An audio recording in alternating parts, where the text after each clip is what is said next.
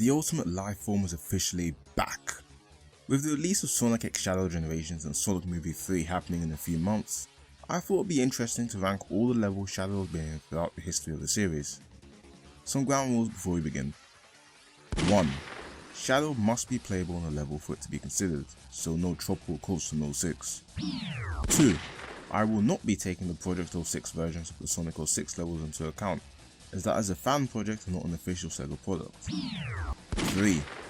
I will not be including Base Forces levels, as while Shadow was technically playable on those, the levels were not designed for him first and foremost. If I were to rank them, they probably wouldn't be very high anyway. 4. I won't be ranking any DLC with the exception of Forces episode Shadow Campaign. 5. Heroes levels will be combined if I have a similar opinion on both acts of the zone, otherwise I will rank each act on its own merits. 6. Levels will be judged on an E to S rank scale, with E being the absolute bottom of the barrel and 5 being top tier levels. With that being said, let's get into things. Number 45. Oh boy, this level sucks. The Doom is essentially a flashback level to when Shadow was on the Ark with Maria and Gerald Robotnik, and its level design is some of the worst in series history. It's essentially a giant maze-like structure where everything looks the same, making even the gold ring a pain in the ass to find. That's poetry compared to the Hero and Dark missions. The Hero mission consists of you throwing 10 healing capsules at wounded gun soldiers, with there being no radar to spot them and the camera angle not giving you a good indication of how far the capsule is going to go. However, the Dark mission is truly despicable, as not only do you have to kill every gun soldier in the level, which takes forever mind you, but the goddamn level is glitched.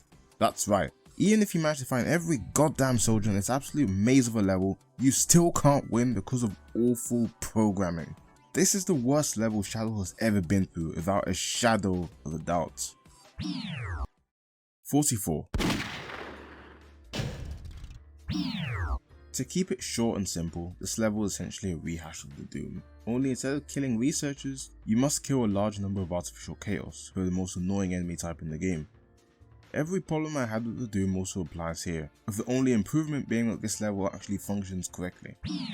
43. This level has a relatively simple objective for the Hero mission, which is activating all the terminals.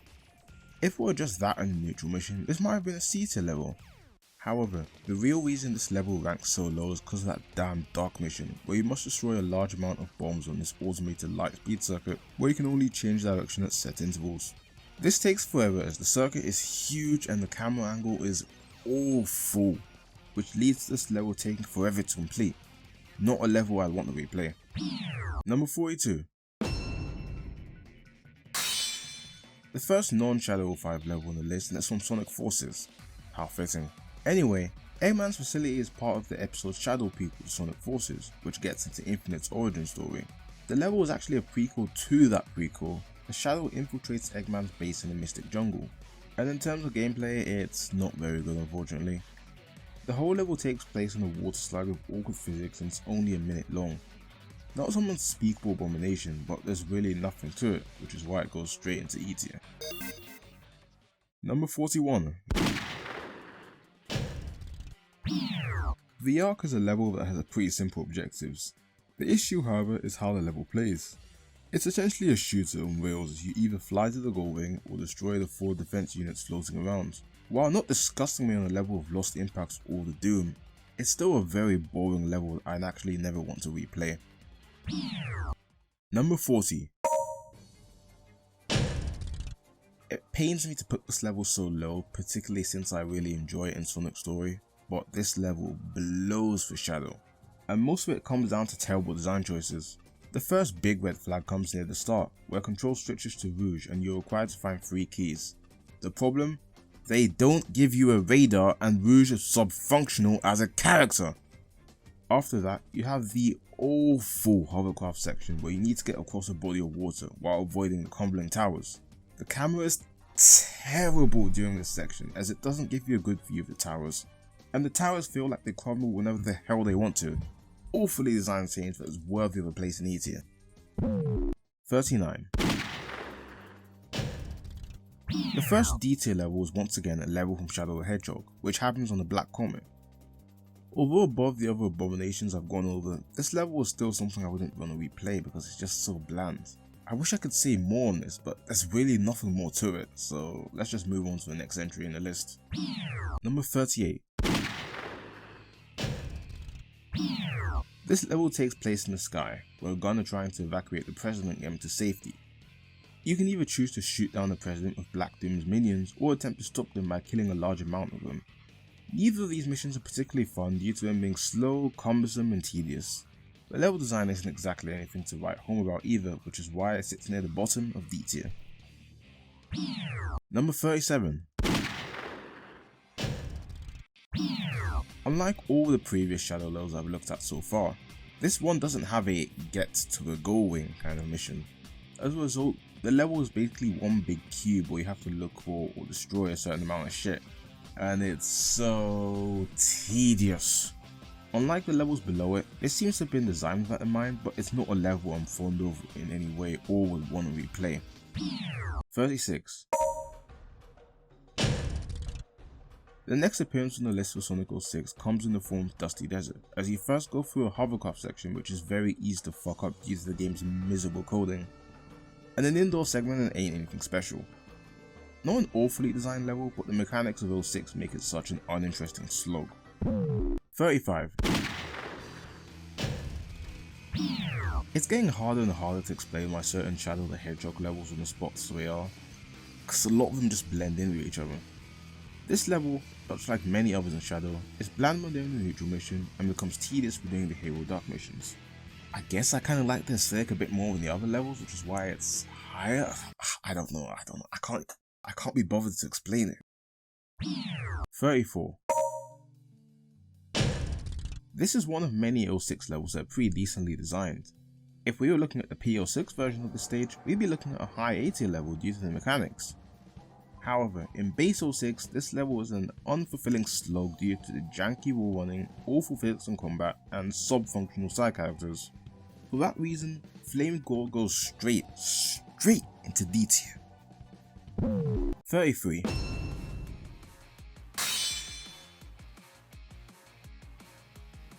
Opening C tier is yet another episode Shadow level, which is heavily inspired by Sunset Heights and Park Avenue. However, I like this version of the level more than those due to more emphasis on platforming and the cool homing attack chains. That doesn't make it a top tier level, mind you, it's still held back by being a Sonic Forces level. However, it's a perfectly average stage I have little issue with, which is why it's in C tier. 32. Iron Jungle is essentially a better air fleet. The missions, although switched between allegiances, are near identical, with the Dark mission making you kill a large amount of robots and the Hero mission making you shoot down Eggman's balloon. The level design is a step above Air Fleet 2, but still nothing to write home about, earning a place in C tier. Number 31. This is definitely the weakest version of Wave Ocean in Sonic 06 to me, as you start off in a hang glide section which takes too long and can be beaten with zero input required from the player. And then you get taken to this huge open space where it's not exactly clear where you need to go or what you have to do. With Shadow's limited mobility compared to previous games, it's just not that fun traversing a wide open space. As a whole, the level doesn't offend me or do anything drastically wrong, which is why it earns a place in C tier. 30. This is a level I really wanted to rank higher, especially because I love spooky themed levels. However, the level is pretty awkwardly designed at points, especially if you're doing the Dark mission, which requires you to light up Eggman's lanterns, as there's a lot of areas that require you to break down doors. However, you need a torch to light up lanterns, meaning more often than not, you have to repeatedly jump into doors or walls to break them, which gets old real quick. The missions aren't too obnoxious, but this level still isn't that fun to play. 29.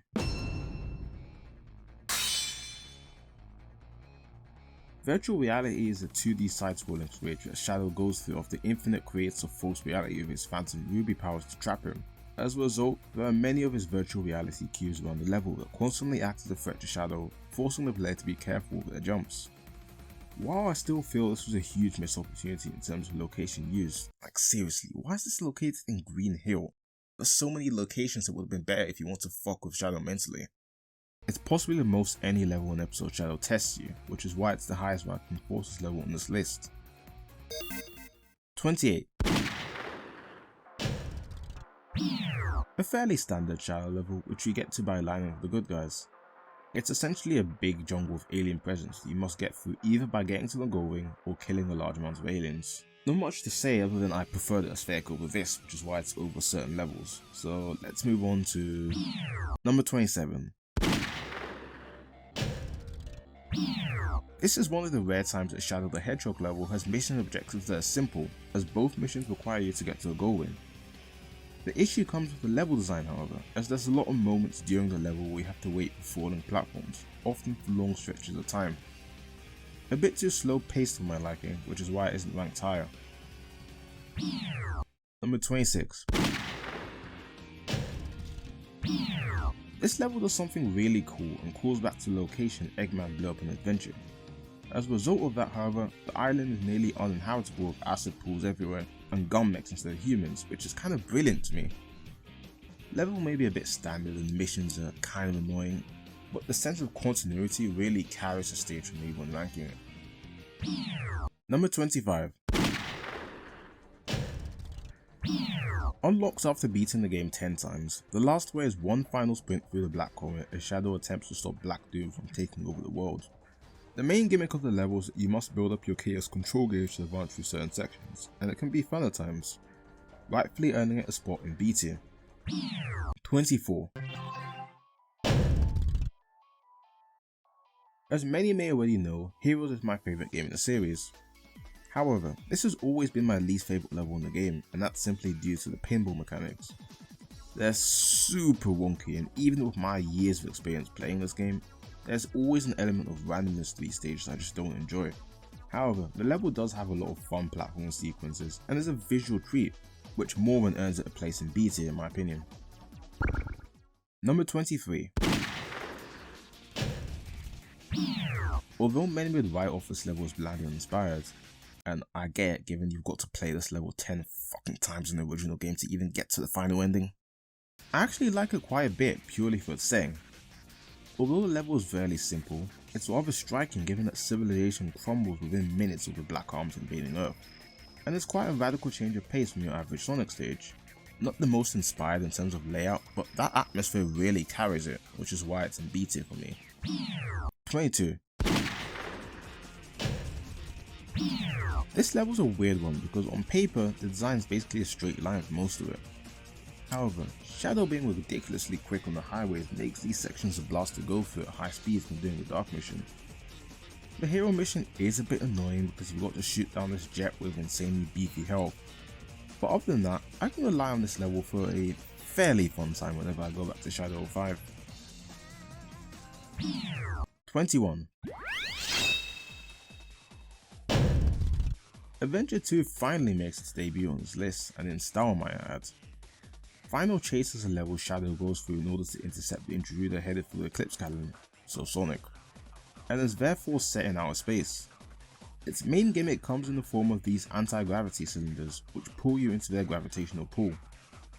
The main reason this is widely considered the inferior level to Final Rush, Sonic's final level, is the jank factor of the anti-gravity cylinders, as it can be a real pain in the nuts using them to traverse through the level.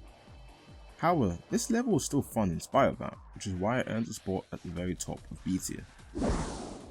Number 20. Didn't expect the Sonic 06 level to make it this high, did you? Anyways, White Acropolis is Shadow's opening level, as he's given a mission by Rouge, yeah he works for him in this game for whatever fucking reason, to rescue an agent who turns out to be Rouge the Bat.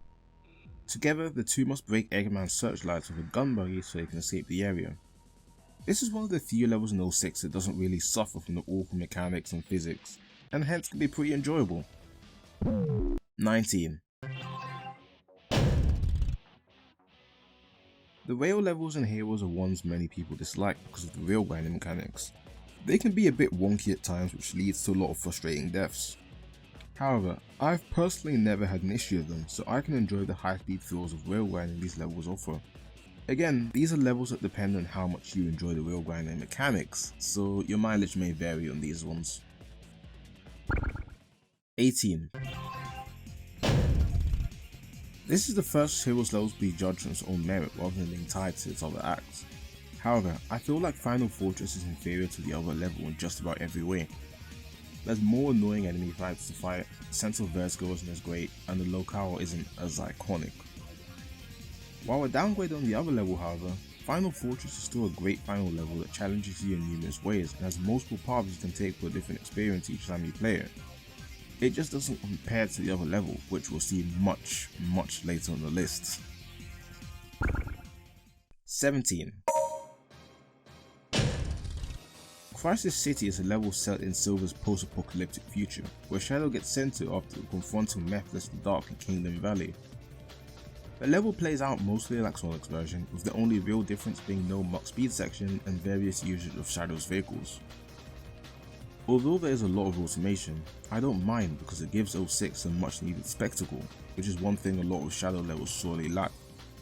This is another 06 level that doesn't really suffer from the jankiness of the game, which means I can appreciate the level design for what it is, which is pretty damn good.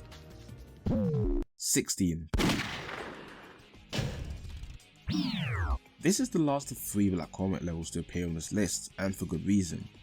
It houses some of the most creative platforming in the game. With these platforms you have to suck out with an alien gun to progress at points, and it's just a great level when doing the hero mission as you proceed to wreck Black Doom's ship with Sonic. One of the highlights of the hero pathway without doubt in my mind. 15. Set on the Ark, this is a level that harkens back to Final Rush / Final Chase as you traverse through familiar looking locales. This level immediately receives praise from me for being one of the few levels in the game with a great mission structure, as the hero and dark missions both have completely separate pathways so you can never truly be lost. The level also has a really fun chaos control section at the end where you can fly over everything if you time your usage of the ability just right.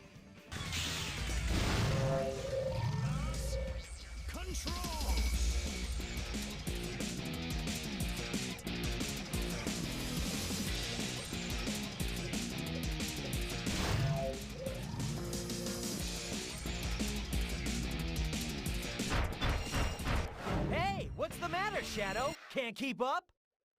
Never gets old. 14. Just like Space Gadget, the objectives are simple and have different routing, so you can never really miss anything.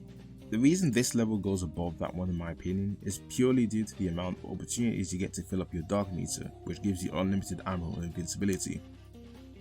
Part of the thrill of this level to me is seeing how long I can keep my Chaos Blast meter active as you tear these gun mechs in your arsehole with an unlimited supply of ammo and a Gatling gun. Fire! Fire!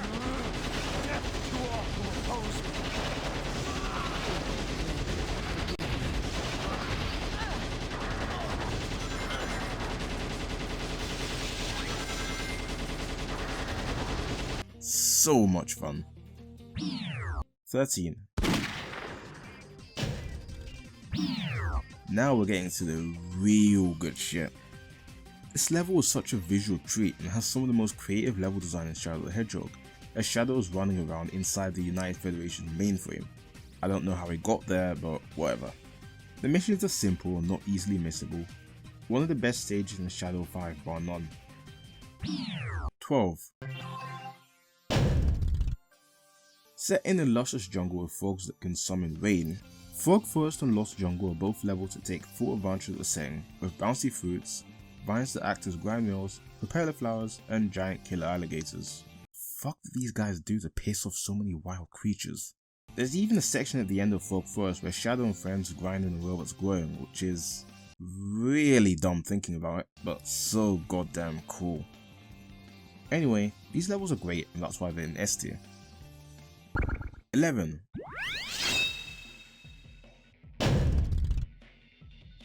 The premise of this level is that a bomb is set to detonate in a short amount of time, and both Sonic and Shadow must evacuate the area quickly, hence the time limit. With that in mind, their respective jungle levels are rather fast paced and encourage rolling down long stretches of road to hit your highest speed possible. There's a real frenetic energy to the level I love so much, with every one of mine being purely based on speeding through the jungle as quickly as I possibly can. And if a level can offer me so much fun despite being relatively linear, it's pretty well designed. I think this is an easy S tier for me. 10. Taking the spot as the number 1 level in Sonic 06, Radical Train is where Sonic, Silver and Shadow meet for the first time, hence their levels are all rather similar. I've always enjoyed Radical Train as a level because it's got a decent pace to it, seems like it was designed around 06's terrible physics and mechanics, and has the only fun vehicle section in the game at the end of Shadow's level where you gun down the train on his motorcycle. I'm so glad they're bringing back the motorcycle in Sonic Movie 3. 9. I have no idea how, but they somehow managed to pull off an edgy circus themed level. Circus Park is a visual treat to the eyes, with Eggman iconography everywhere and fun little minigames you can play for rings. There is one annoying mission, which is kill all the enemies in the level, but the fun theming and my inherent bias for Eggman themed levels puts this one into S tier for me. Number 8. A level so iconic that Sonic Team made it the poster child of a series, until Generations anyway, where they got the Green Hill assets. Seaside Hill / Ocean Palace are just incredible as introductory levels.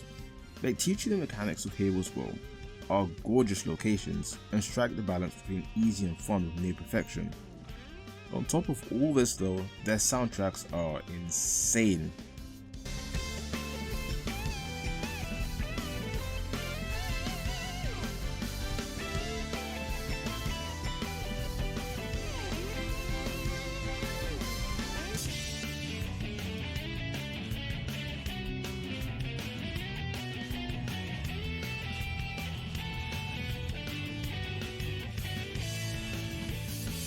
You cannot deny that these levels are S tier, I'm sorry. 7. Lava Shelter, in addition to having a great mission structure, is also a stage where Shadow's best mechanic is prominent throughout, rail grinding. Because there's no cap on how fast you can go on a rail, you can reach quite the speed limit and it's such a thrill ride. It's also the final level to the best pathway in Shadow gameplay wise, so I think its place in S tier is merited. 6. Without a doubt, the best Shadow the Hedgehog level, and for good reason too. Although strikingly similar to Glyphic Canyon in appearance, the level itself is an aerial fortress that the Eggman fleet is clashing with. The level has 2 simple and fun objectives, with neither being easy to miss, and the stage flows really well. If they bring back any Shadow the Hedgehog levels in the new game, I hope this one gets included. Number 5. Being the second zone, one might expect these levels to be relatively basic. In reality, Grand Metropolis and Power Plant have some of the most open level designs in the game, with this really cool futuristic aesthetic and a bitching soundtrack.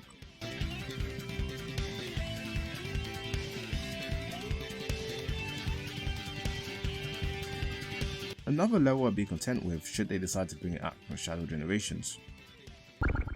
4.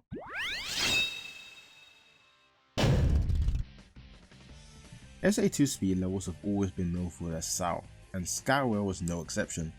The amount of cool trick jumps you can pull off always makes you feel like a badass, and unlike future games, the rails aren't automated, so the gameplay being almost entirely on rails isn't an issue. Pretty linear and simple stage, but I never have a bad time with it, which is why it earns its place near the top of S tier. Number 3. My hero's bias is showing, isn't it? Well, regardless of that, I still believe Hang Castle and Mystic Mansion are some of the best levels on this list. With a fantastic setting, a really cool anti-gravity gimmick where you flip over the stage, and tons of high-speed antics. In particular, I love how the soundtrack changes in Hang Castle depending on your orientation, as you go from this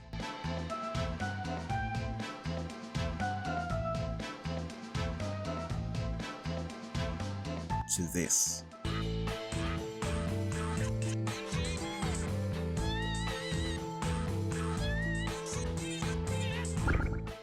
Number 2. For anyone who's not played SA2, this is the first level you play in the game, and it's essentially a playable cutscene where you start right off where the previous cutscene ends, with so many moments of spectacle and hidden goodies scattered around the level. By far Shadow's best showing in the game, and I'd reckon it's a major reason why Shadow was so popular. The level is simply that good. Number 1. I mean, come on.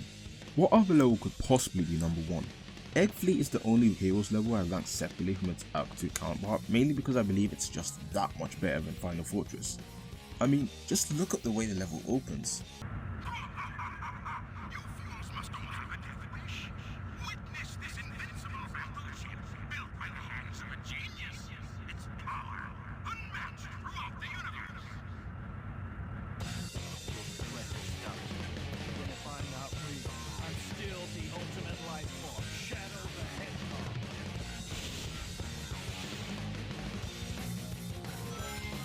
We're flying very high.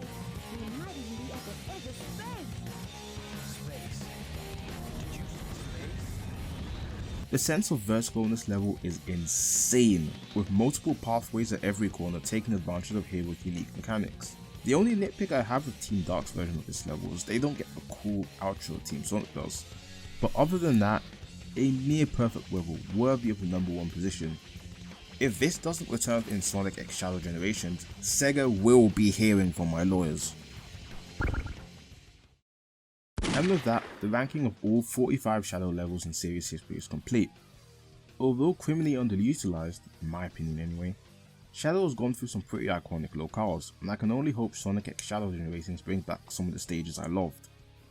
If you made it this far, please make sure to like and subscribe as it helps the channel grow. As always, I appreciate the support from you all. Peace.